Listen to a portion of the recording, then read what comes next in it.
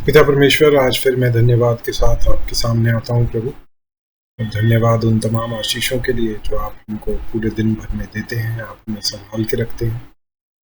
और परमेश्वर, जो जो चैलेंजेस हमारी लाइफ में आते हैं उनसे उभरने में आप हमारी मदद करते हैं। पिता परमेश्वर, अभी जब मैं वचन खोलता हूँ, मैं प्रार्थना करता हूँ प्रभु कि आपकी पवित्र आत्मा हमें हमारी अगुवाई करें और हमारी आत्मिक आंखों को खोलें कि हम वचन के सही अर्थ को समझने वाले हो सकें और उस पर चलने वाले हो सकें। ये प्रार्थना प्रभु यीशु मसीह के नाम से मांगता हूं। दोस्तों, आइए आज हम पहला तिमुथियुस उसका 4वां अध्याय देखते हैं। पौलुस इस तरह से बोलता है, अंत के समय के लिए पौलुस बात कर रहा है। ये बोलता है, परंतु आत्मा स्पष्टता से कहता है कि आने वाले समयों में कितने लोग भ्रमाने वाली आत्माओं और दुष्ट आत्माओं की शिक्षा पर मन लगाकर विश्वास से बहक जाएंगे। अब देखिए किस तरह के प्रॉब्लम्स मसीह लोगों के सामने आती हैं। भरमाने वाली आत्माएं, दुष्ट आत्माओं की शिक्षाएं, उन पर मन लगा के बहक जाएंगे। और ये विश्वासियों की बात हो रही है। यह उन झूठे मनुष्यों के कपट के कारण होगा जिनका विवेक मानो जलते हुए लोहे से दागा गया है। दोस्तों, मैंने सीखा है और प्रभु यीशु मसीह ने भी कहा कि तुम उनके फल से जानोगे। किसी भी फॉल्स प्रॉफिट को पहचानने का एक सबसे सरल तरीका ये है कि उनका पैसे के प्रति क्या एटीट्यूड है, कितना तवज्जो वो पैसे को देते हैं उनकी लाइफ में। बोलने में नहीं, शब्दों में नहीं। शब्दों में तो सब बोल देंगे कि मुझे पैसे से कोई प्रेम नहीं है और मैं तो लात मारता हूँ पैसे को और पैसा तो हाथ का मैल है। जब आप उनका जीवन देखेंगे ना, आपको पता लग जाएगा कि इन्होंने कितना पैसा अपने पास इकट्ठा कर रखा है और कितना ये पैसे को महत्व देते हैं। किस तरह की वो गाड़ी में चलते हैं, किस तरह के कपड़े पहनते हैं। इन सब चीज़ों से, घड़ी से, फ़ोन से, इन सब चीज़ों से पता लग जाता है कि उनके जीवन में पैसे की क्या अहमियत है। और ये एक बड़ा अच्छा टेस्ट करने का तरीका है कि कौन सच्चा और कौन झूठा है। जो ये झूठे प्रचारक और झूठे भविष्यवक्ता जितने भी हैं, ये आपको सब इस कैटेगरी में मिलेंगे, जो कि भीड़ इकट्ठी करते हैं और उसके भीड़ इकट्ठी करने के पीछे उद्देश्य ये नहीं होता कि ज़्यादा से ज़्यादा लोगों तक सुसमाचार पहुंचे। उनका उद्देश्य ये होता है कि सीधी सी बात है भाई, मीटिंग में जितनी भीड़ उतनी ऑफरिंग। और कहीं ना कहीं वो फिर लोगों को सबसे पहले, जैसे जुए की लत लगानी हो तो पहले आदमी को जिताया जाता है ना, और फिर उससे मांगा जाता है। वैसे ही ये लोग पहले उनके लिए प्रेयर करेंगे, हीलिंग की बात करेंगे, और उसके बाद जब उनका विश्वास बन जाएगा तब कहेंगे कि देखो, अब आप हमारी मिनिस्ट्री में, हमारी सेवकाई में बीज बो, जिससे कि परमेश्वर आपको प्रतिफल दे उसका। और इस तरह की बहुत सारी चीज़ें मैं देखता हूँ और बहुत बुरा लगता है। और उन्हीं चीज़ों के बारे में पौलुस यहाँ पे कहीं ना कहीं बात कर रहा है। जो इसके बाद कुछ बातें और पौलुस बोलता है कि ये जो झूठे प्रचारक हैं, जो झूठी शिक्षा देने वाले लोग हैं, और पौलुस यहाँ पे तिमोथी को एफेसस की चर्च के लिए बता रहा है, लेकिन ये सारी बातें हमारे ऊपर भी आज अप्लाई होती है। तो ये क्या कहेंगे, क्योंकि पौलुस को पता था, खासकर जिनको ये जुडाइजर बोलता है, यहूदी जिनको बोलता है, वो हर जगह पहुंच के और विश्वासियों को बोलते थे भाई अब तुम ये काम मत करो। उसके लिए ही पौलुस बोल रहा है कि विवाह करने से रोकेंगे, भोजन की कुछ वस्तुओं से परे रहने की आज्ञा देंगे, जैसे कि पोर्क। मैं जानता हूं कि पौलुस क्योंकि खुद आधा यहूदी था तो वो पोर्क नहीं खाता होगा, और जितने भी यहूदी थे वो नहीं खाते थे। लेकिन देखिए, जो लोग अन्य जातियों से विश्वास में आए हैं, उन्हें आप ये नहीं बोल सकते कि वो यहूदी नियमों के पीछे चलें, क्योंकि अगर एक यहूदी नियम मानना है उन्हें, ये मानते हुए कि भाई ये जो यहूदी नियम है ये परमेश्वर की ओर से हैं, तो फिर उन्हें उन सारी आज्ञाओं को मानना पड़ेगा। ठीक है ना। इसीलिए पौलुस कह रहा है कि कुछ भोजन की वस्तुओं से परे रहने की आज्ञा देंगे, जिन्हें परमेश्वर ने इसलिए सजा भोजन की वस्तुओं को कि विश्वासी और सत्य के पहचानने वाले उन्हें धन्यवाद के साथ खाएं, क्योंकि परमेश्वर की सृजी हुई हर एक वस्तु अच्छी है और कोई वस्तु अस्वीकार करने के योग्य नहीं, पर यह है कि धन्यवाद के साथ खाई जाए। अब इस पे कुछ लोग बोल सकते हैं कि जी देखो, पुराने नियम में तो बहुत सारे बताए हुए थे कि जिस जानवर के पैर इस तरह के हों उसको खाना है, जो जानवर चबा के खाता है उसको खाना है, जिसके दांत इस तरह के हों उन जानवरों को आप खा सकते हो, दूसरों को नहीं खा सकते। उनके पीछे साइंटिफिक रीजन ये था कि उस समय पे जर्म्स वगैरह थे, जो वायरस थे, इनके बारे में तो किसी को कुछ पता नहीं था। तो जितने भी जो गंदे जानवर थे जिनसे इन्फेक्शियस डिजीजेस फैल सकते थे, उनके लिए परमेश्वर ने मना किया था, और इसीलिए लहू के लिए भी मना किया था कि जो खून होता है वो खून वाला जानवर कोई भी मत खाना।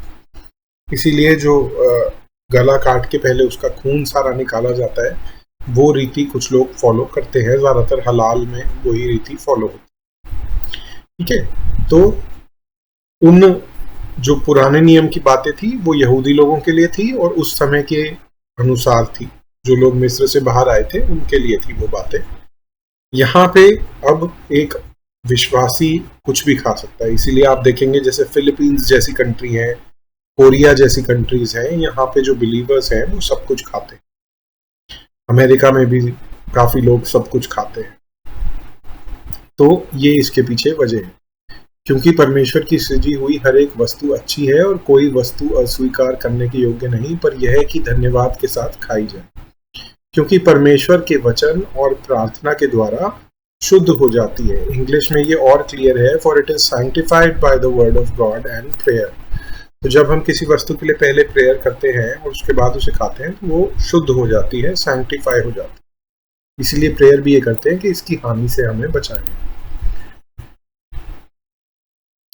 फिर पौलुस बोलता है, यदि तू भाइयों को इन बातों की सुधि दिलाता रहेगा तो मसीह यीशु का अच्छा सेवक ठहरेगा और विश्वास और उस अच्छे उपदेश की बातों से जो तू मानता आया है तेरा पालन पोषण होता रहेगा। मैंने आपको बताया था टिमोथी जो है वो एफेसस का चर्च देख रहा था, पौलुस उसी कॉन्टेक्स्ट में, उसी संदर्भ में ये बातें बोल रहा है। पर अशुद्ध और बुढ़ियों की सी कहानियों से अलग रहे। यहाँ पे ओल्ड वाइव्स टेल्स इंग्लिश का एक शब्द है, उसको इन्होंने ट्रांसलेट बुढ़ियाओं की कहानियां कर दिया। जो पुरानी कहानियां चली आ रही हैं उनसे दूर रहो और भक्ति में खुद को प्रशिक्षित कर, पॉल टिमोथी को बोल रहा है, क्योंकि देह के प्रशिक्षण से कम लाभ होता है, पर भक्ति सब बातों के लिए लाभदायक है। लोग अपनी बॉडी के ऊपर ध्यान देते हैं, जिम जाते हैं, उनसे कम लाभ होता है, कम लाभ होता है, पर भक्ति सब बातों के लिए लाभदायक है, क्योंकि इस समय के और आने वाले जीवन की भी प्रतिज्ञा इसी के लिए है।